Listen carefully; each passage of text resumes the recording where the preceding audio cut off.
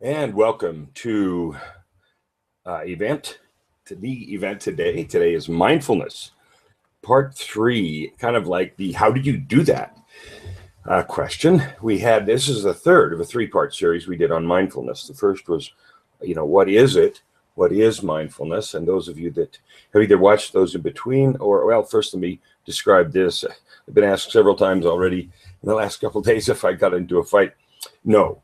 I had a bit of skin cancer on the side of my nose and had it surgically removed on Wednesday, 3 days ago. And of course, because it was right close to the eye, I did the obligatory black eye, and it was quite a bit, big swollen yesterday.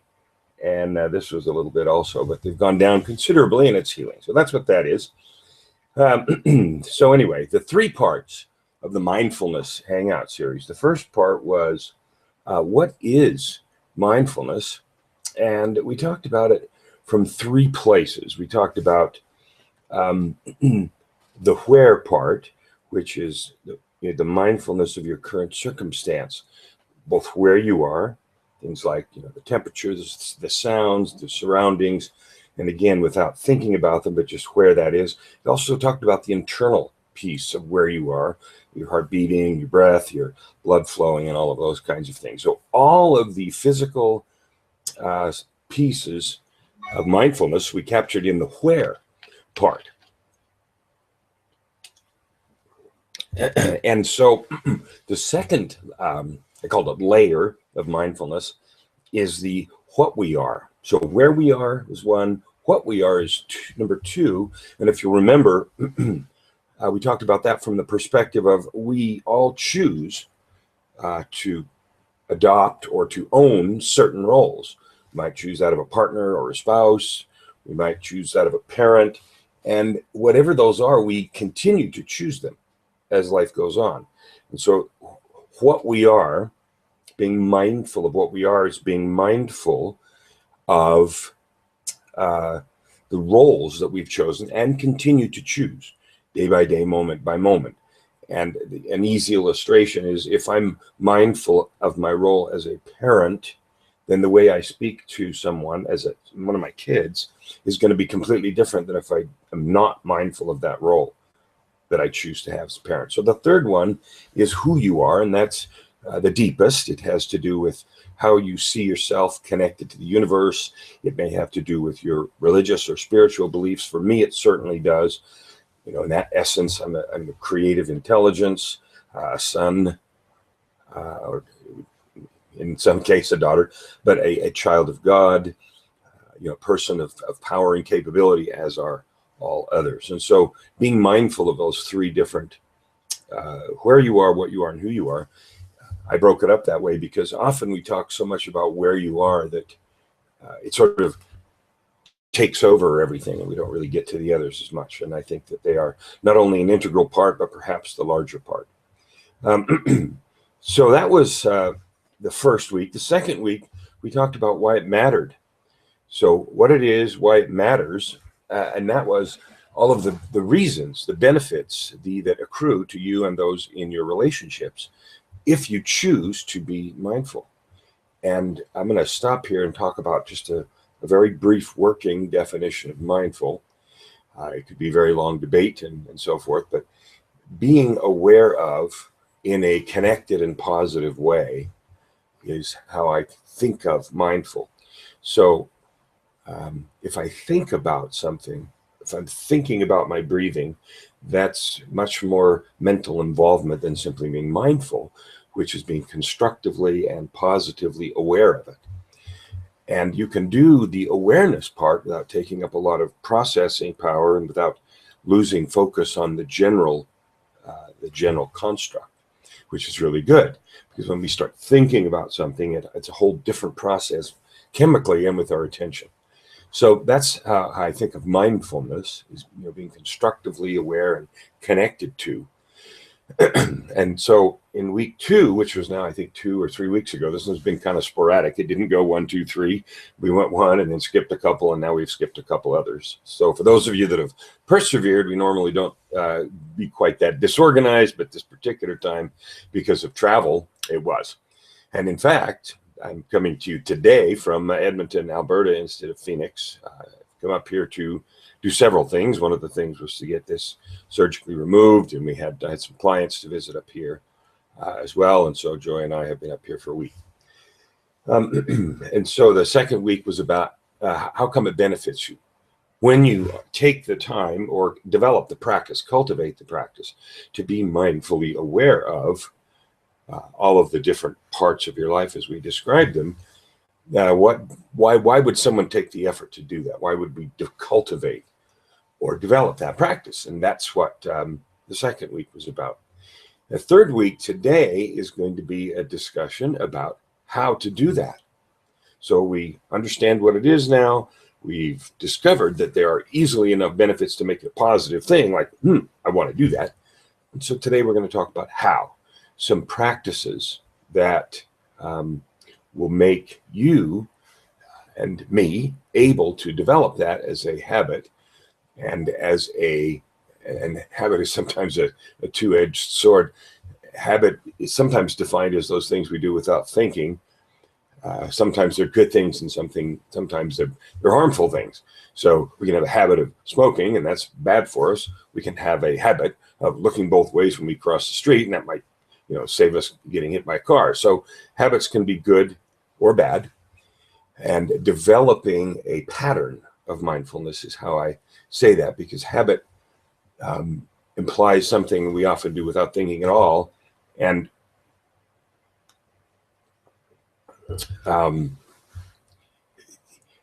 you can develop the pattern of being mindful without having to think about it per se, but habit usually implies a level of disconnectedness that I don't think is appropriate for mindfulness. So I call it the pattern of mindfulness, which is the normal practice. It's something you normally do. It is part of your awareness ritual and routine to connect yourself to all parts of the life in yourself and going on around you.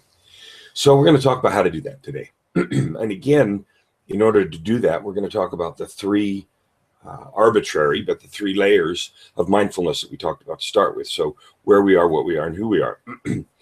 So meditation is often connected to mindfulness, although they're not the same, and they are part of each other, but not in an all-encompassing way.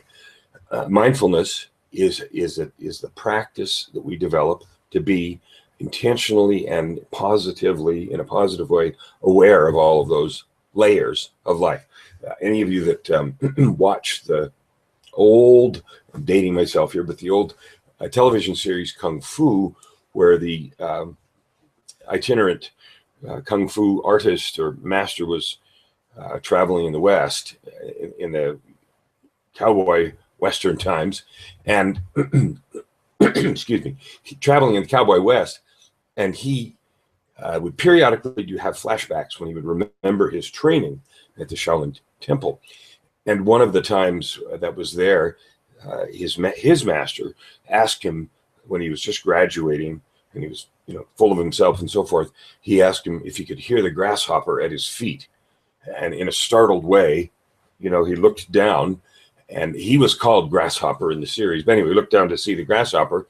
And the reason he was not aware of the grasshopper is because he was not being mindful to the circumstance, because obviously the grasshopper was making some amount of noise and had permeated the consciousness of the master, because he had developed the habit, and we won't use habit, the pattern of mindfulness. So developing that, and we're going to talk about in the three layers, and that's an example that's kind of funny, because here he's graduating from this very disciplined practice of Kung Fu, and his first question is, can you hear the grasshopper at your feet? It's like, oh, no. So anyway, all right. So we're going to talk about, hey, welcome, Manny. Glad to see you here. How are things in Atlanta?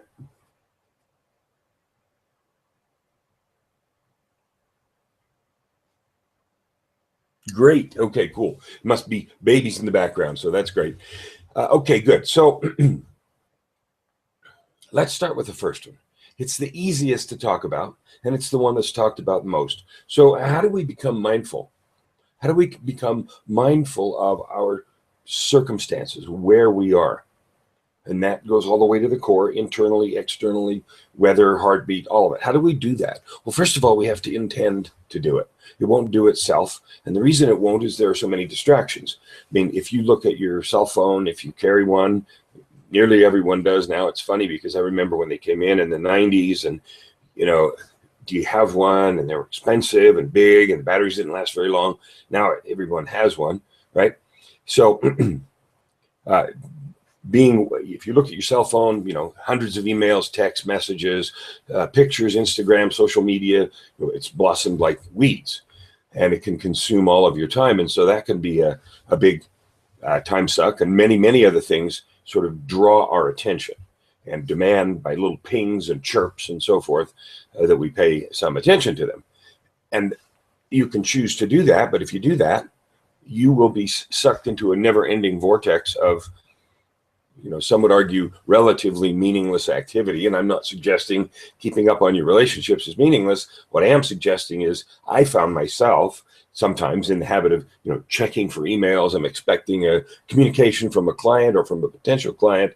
So I'm looking at my phone way too often, way too often.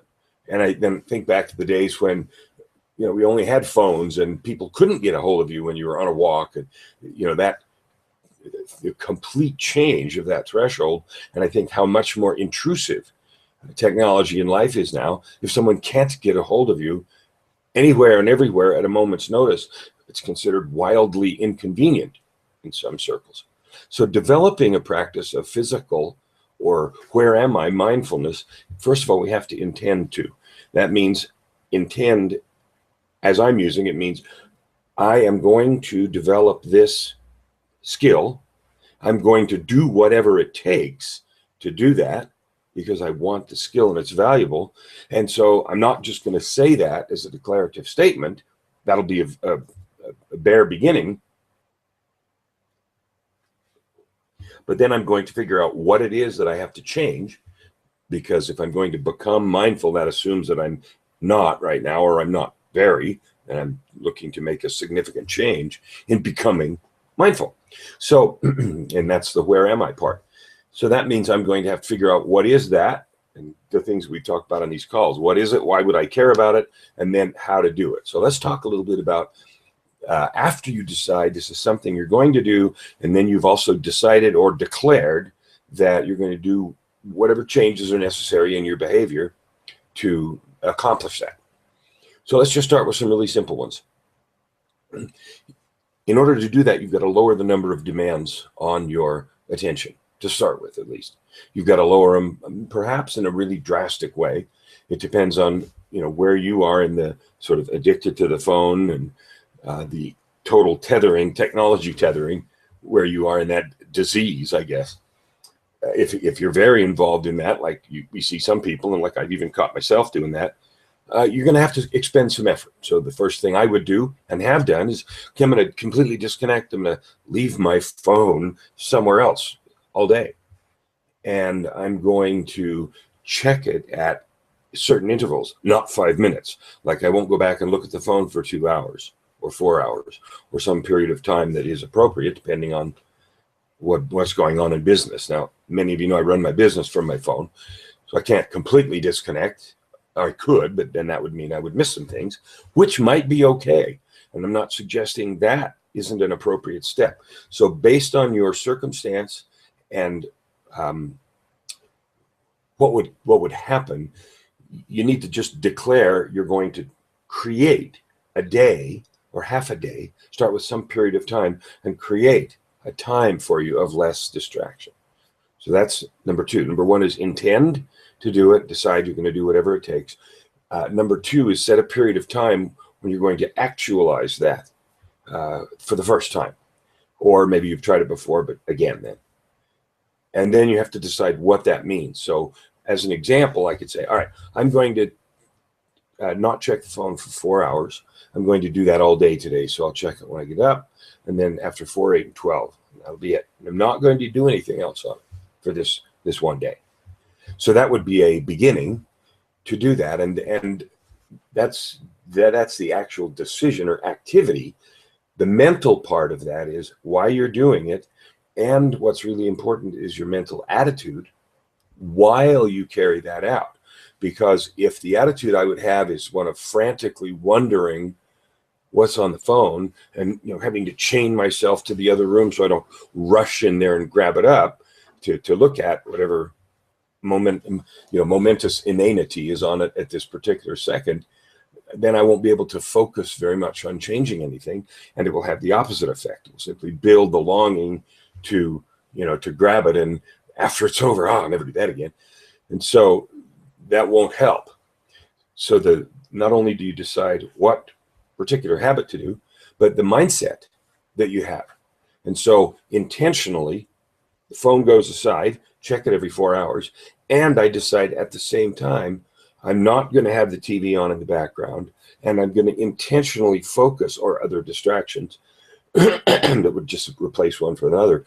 I'm going to intentionally focus on what I've been missing.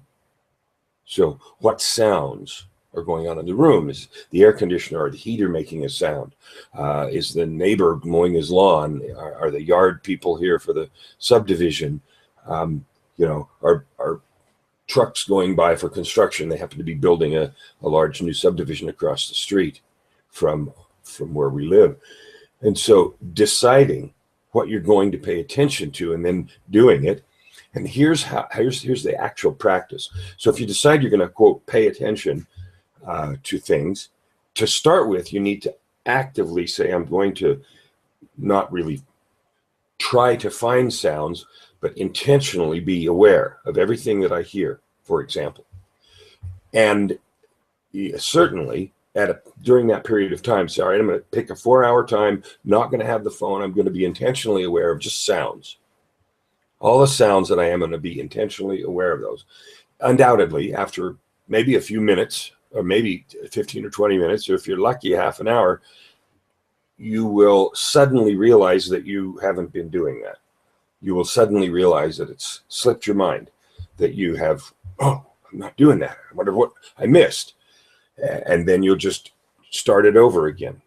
One of the keys here, and this is a similarity to meditation, one of the keys to this is how you start over, because there's no doubt that when you start trying to absorb the circumstances and environment around you, just orally, in the sounds spectrum, just doing it that way, that you'll forget and you'll wander off and you'll just stop doing it. Something will happen. You'll be thinking about something, concentrating, and then you won't be doing what you said you were going to do, and you'll remember that you're not. It's like when you drive and you don't pay attention for a while, and all of a sudden, I've driven 50 miles. That kind of awakening that you're not thinking about, and again, thinking about's not mindfulness, but it's a beginning that you're not paying attention to those sounds. So when you do that, you simply recommit.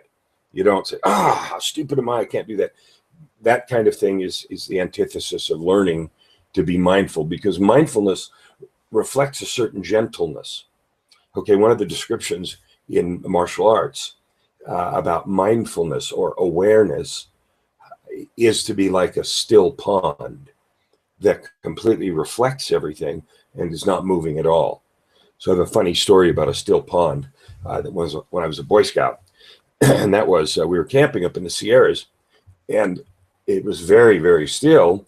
And as a 12-year-old might, I had to go to the bathroom in the middle of the night. So I got up. I was trying to walk down the hill to where we'd set up a latrine. And I was camped next to the lake, which was on my left. And in order to get down where I needed to go, there was a dry creek bed that I had to cross to go down the hill. And the Boy Scouts were kind of scattered all over the hill. So I'm, coming down there, and I have a flashlight because it's dark, like very dark. And I come to the edge of the dry creek bed, and I shine the light down there, and yeah, that's the dry creek bed. So I jump down to the dry creek bed and realize that I've jumped in knee deep to the lake. And so and it was cold. It's rough awakening at 2 a.m. The surface of the lake was so still and so quiet that I couldn't tell. The bottom of the lake, right by the shore, looked just like a creek bed, as you would expect. Same rock, same color, and everything. And I just had taken a step, like I was stepping down into the dry creek bed, and it was into the lake. And so that's the kind of stillness that is the goal for your mind, and at the same time, like the still lake, reflecting everything perfectly. Reflecting everything perfectly. Sorry about my dry voice this morning. Anyway, so that is a first practice, is set aside a period of time. 1, 2, intentionally turn off distractions. The phone might be the biggest one for many, but whatever they are, decide that you're going to be aware of all the occurrences that you can be in just one of the senses. So I started with hearing. We'll talk about ways to do others in a minute. And I'm going to be aware of all of those during this 4-hour period. And when you find you're not, you've, quote, forgotten that you were doing that, you simply recommit, bring your mind back to a state of awareness, and no, chew out session or anything. Just bring it back and keep bringing it back and keep bringing it back. Now, I mentioned in the beginning that there was quite a bit of tie between meditation and mindfulness. Mindfulness is a beginning stage of meditation. In fact, quite often when you're learning to meditate and you focus on the breath, for example, you become mindful of the breath and you simply breathe in and out, and you become aware of all of the sensations as your body touches your shirt or the air going down the windpipe, trachea, and you feel all those things, and you allow that to be the place where your attention goes, and that helps to keep it from being distracted. So in that way, mindfulness in meditation is the gateway to starting to control the monkey mind, which is where your mind's flitting all over the place. So that's a way to do one little piece of it, which is a physical sensation. Now you could do the same thing with all of the sensations. So let me give you a couple of examples. Touch. Now you might wonder how you could do that, because sounds, I mentioned a bunch of sounds, but the sense of touch, that might be hard. It actually isn't. So if you choose to become aware of that, you'll be able to feel things like slight breezes on your finger, even indoors. Someone walks by, or temperature changes, or you'll suddenly realize that you're standing on something.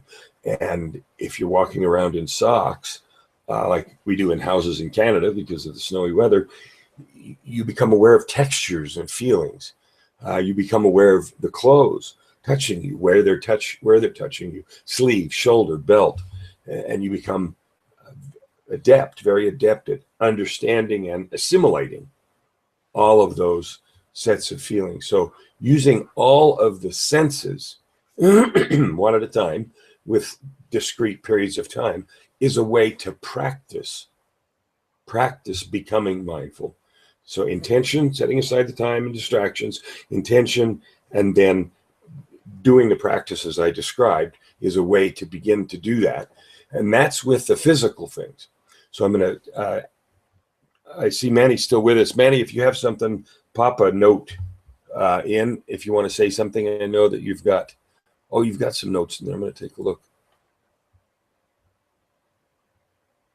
Oh, loud one. Yeah. Okay. I didn't know. If you've got anything to say, just jump on. So let's talk about other things now besides the physical things. Let's talk about an awareness inside of us, physical even. So as you begin to learn to meditate, being aware of the breath, the feeling of the breath in the body, the feeling of expanding, contracting chest cavity, touching clothes, the air going in and out of your nose and mouth, all of those kinds of things. The next layer of that would go beyond the physical, where you're not just aware of the air and its physical properties, but then you become aware of the air and its life-giving properties. And so you feel energetically the air as it enters your lungs, going through the wall of the lungs, the capillaries, and out into the body. And so the sensation then becomes one of rejuvenation. It becomes one of life. It becomes one of growth and expansion. It becomes, one of joy even. And so the breath then becomes equated with power and with growth and joy. And you become mindful that the act of breathing gives you power. Because, of course, without oxygen, we don't digest food and all that. And that's the technical side. But the representation simply of breath being power, or breath giving you energy, or breath allowing you to move and function and accomplish things, is another layer of mindfulness. And again, I can't stress enough that you're not thinking about, so because I'm breathing, that will mean I can practice the piano later, or I can record in the studio, or I'm going to mow the lawn later, or I'm going to meet somebody and we're going to go. That's not what I mean, but being energetically aware of all of those things. Okay. So let's talk about the next layers. We've got time to do 2 or 3 more.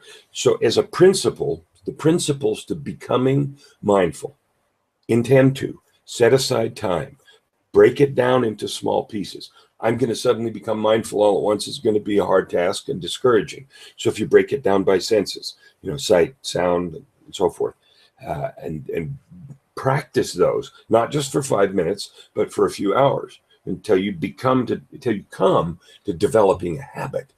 And then you'll find after a few days or a few weeks that sensory state starts to feel normal. And then what will happen is you'll start to notice things you weren't noticing before. The grasshopper at your feet. You'll start to hear things you weren't hearing before. You'll start to see things in a new way. As you're driving even, you will start to see colors and textures and things that you simply didn't notice before. So the next layer, so all of that we've just talked about, is the where you are part of mindfulness. It's the where you are part of mindfulness. We haven't really gone into learning about the what you are, which is the roles that you have chosen to adopt and continue to choose moment to moment to function in. And the third one is who you are. So I'm going to cover them conceptually briefly as well. So how do I practice being mindful, being a dad, or being a husband, or being a good business partner, which is a role that I've adopted? Well, you do it in the same functional way, and that is intend to. Wow, I don't think I'm very aware of my role as a husband during certain times of the day. I make that decision because of the feedback I'm getting, or because I find myself misunderstanding communication, or I find myself forgetting things that we talked about. It doesn't feel like I'm doing that well. And so you could come to that conclusion, or your spouse may say to you, you're not paying it, you may get some more direct feedback. But whatever it was, something happened. And so again, an intention, a real intention, not one of desperation or anger or anything, a real intention to develop that skill. Number 2 is you're going to have to practice. We'll have to construct a way to practice. So let me give you some suggestions about how you could do that. So again, you would pick a time, Saturday morning. Here we are, Saturday morning, right? You can say, you know what, to yourself, and whether or not you, if it's about a relationship piece, whether or not you involve the other person, that would depend. There's no pat answer, do or don't. It would depend on where your relationship is and the reason you're doing it, and a lot of things like that. Because if you tell them and they see that as somehow patronizing or not real, and they don't understand exactly what you're doing, it can backfire, or it can be less than effective for you. So whether you share that or not is going to just depend. And it's not a very good answer, but it's the best I can do, because it really does depend. So let me give you a couple of constructs about how you could intentionally practice that role like you can the physical things.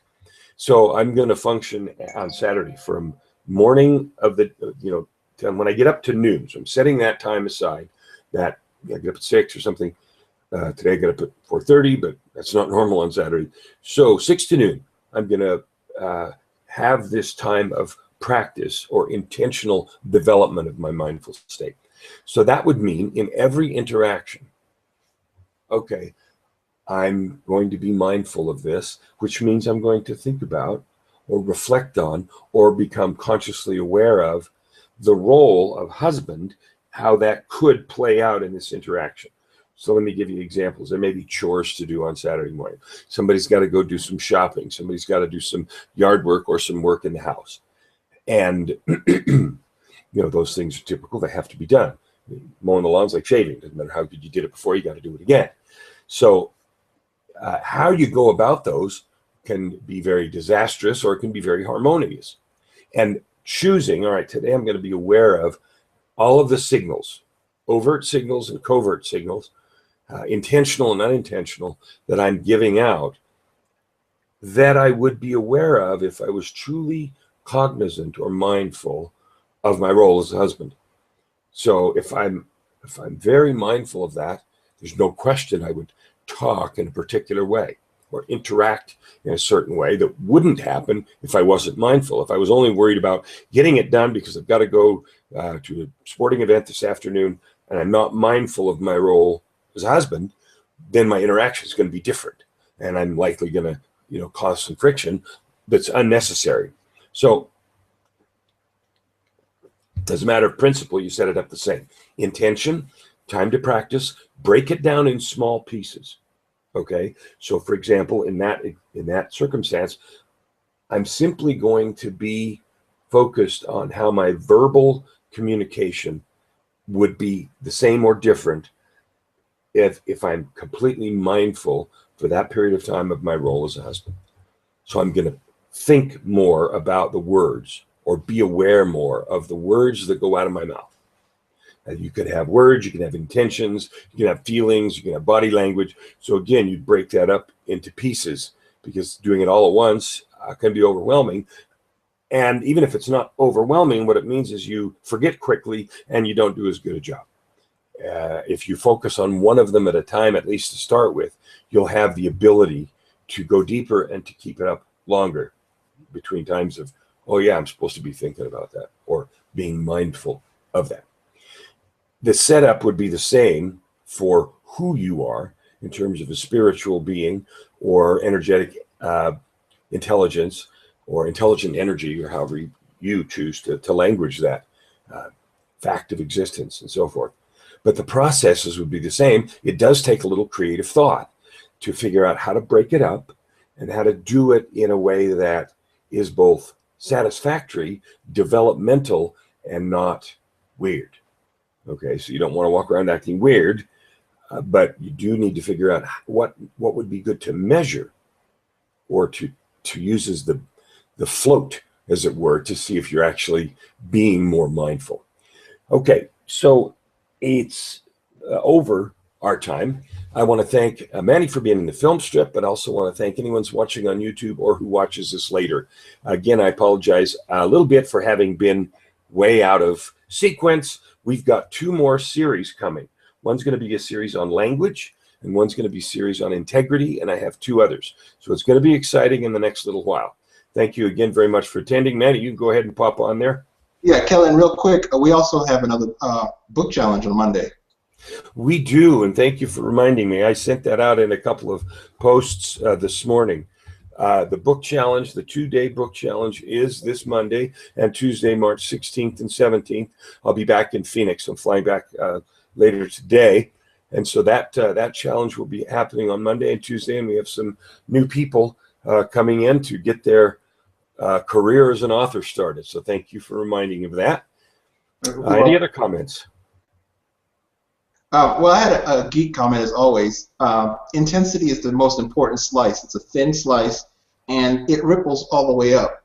For my med geeks that I know are watching, perceptual control theory says that every layer controls, it's like trickle-down economics, except it actually works scientifically. But the intensity is at the very bottom. By the time you get to the point where you're dealing with role and identity, which are like at the 11th and 12th layer of like programming in your brain, if the intensity is off, which causes fluctuations in your cortical layers, by the top you have like noise and garbage up top. And you can see it sometimes as you're responding hyper-intensively. You're yelling at people that don't really need to be yelled at. You're not enjoying peace and quiet because there's always background noise in your brain. But at the end of the day, you've got to take the time to put the intensity, put the intention into controlling the intensity, and that's by learning to control your attention. Okay, so that's really good, and I'm going to say it back to you because I think it's important. And what you said right there at the end is key, and that is controlling your attention is the key to managing the intensity, which has to be at the right level. If it's too high, you end up with noise and garbage. And if it's too low, you probably end up with silence by the time you get up to 11 or 12. Yeah, and that in music terms, that's the gain. Okay. All right. For those of you that have an amplifier, then you know the gain knob on the guitar thing. So good. And thank you for that ad. I think that's very, very valuable. It also has to do with one of the things I do in coaching is helping people be mindful of, be aware of, and control their energetic projection, which is also the gain or your amplification of your own energetic intentions outward through body language and mostly the focus of the eye, because the eye carries a lot of that wavelength and control. So anything else, Manny? I think I've geeked enough for now. We have to get a meep Roadrunner geek meep for you, right? We'll have to figure out some kind of quack. Yeah. All right. Well, thank you all for being here today. I'm going to end the broadcast now. And stay tuned. I will be putting out a notice about the next series. It'll try to be 3 weeks in a row instead of 1 skip 2, 1 skip 3, which is what we ended up doing here. And we'll try to get a little bit more organized. So we'll see you on the next one. Thank you for watching.